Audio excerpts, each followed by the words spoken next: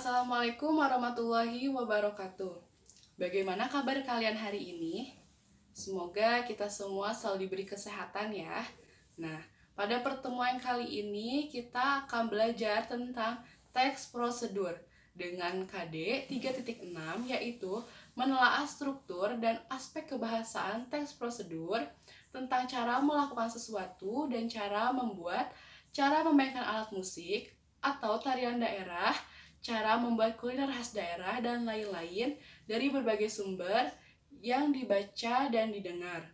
Dan KD 4.6 yaitu menyajikan data rangkaian kegiatan ke dalam bentuk teks prosedur tentang cara memainkan alat musik daerah, tarian daerah, cara membuat cindera mata, dan lain-lain dengan memperhatikan struktur, unsur kebahasaan, dan isi secara lisan dan tulis. Nah, selanjutnya ada pun tujuan pembelajaran.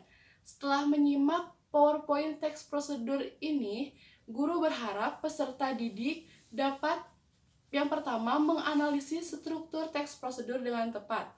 Yang kedua, menganalisis kaidah bahasa teks prosedur dengan benar. Yang ketiga, menyusun kerangka teks prosedur dengan memperhatikan struktur dan kaidah kebahasaan dengan baik. Dan yang keempat, yaitu menulis teks prosedur dengan menentukan struktur dan kaidah kebahasaan dengan tepat. Nah, selanjutnya ada yang tahu teks prosedur itu apa? Nah, jadi teks prosedur adalah teks yang berisi cara, tujuan untuk membuat atau melakukan suatu hal dengan langkah demi langkah yang tepat secara berurutan, sehingga menghasilkan suatu tujuan yang diinginkan. Selanjutnya ada juga struktur teks prosedur. Yang pertama adanya tujuan. Tujuan pada teks prosedur adalah pengantar umum sebagai penanda ada yang akan dibuat atau dilakukan dan motivasi dalam melakukannya. Yang kedua, bahan dan alat. Berisi mengenai rincian bahan dan alat-alat yang akan digunakan dengan ukuran yang akurat. Yang ketiga ada langkah-langkah. Berisi langkah-langkah dalam melakukan atau membuat sesuatu dengan urutan secara bertahap. Dan yang keempat itu adalah penutup. Nah, berisi penekanan pada keuntungan dan ucapan selamat melakukan sesuatu. Nah, selanjutnya ada ciri-ciri teks prosedur.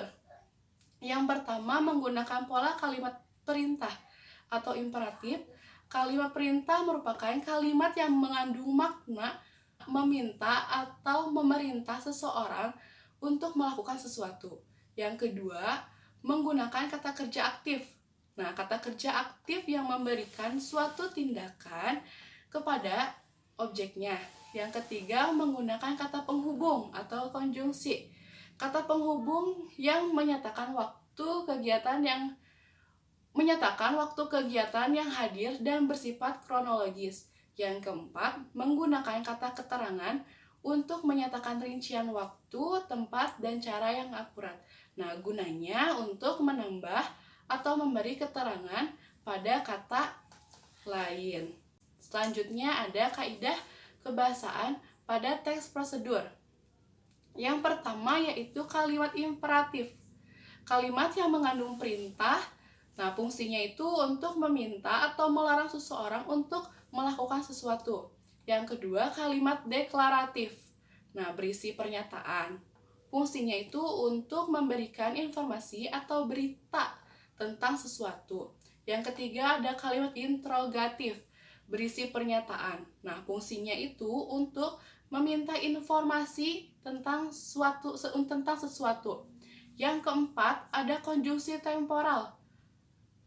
Kata penghubung yang berhubungan secara kronologis dengan waktu dan keadaan dari kedua peristiwa yang memiliki keterkaitan.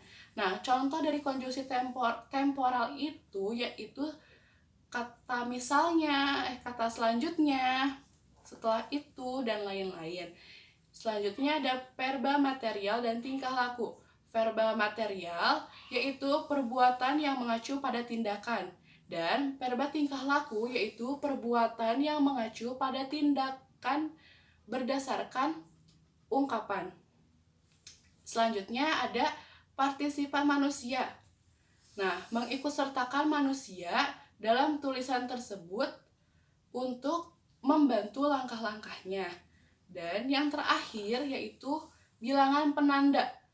Bilangan penanda yaitu bilangan yang mengurutkan langkah-langkah pada tulisannya. Selanjutnya ada cara menyusun teks prosedur. Yang pertama, judul. Dalam menyusun teks prosedur, kita harus menentukan judul terlebih dahulu. Judul apa yang akan kita pakai. Yang kedua, pernyataan tujuan. Dengan pernyataan yang menyatakan tujuan penulis.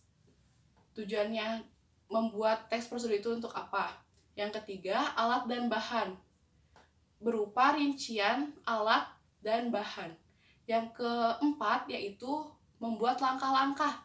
Nah, membuat langkah-langkah sesuai dengan urutannya secara bertahap. Dan yang terakhir yaitu penutup.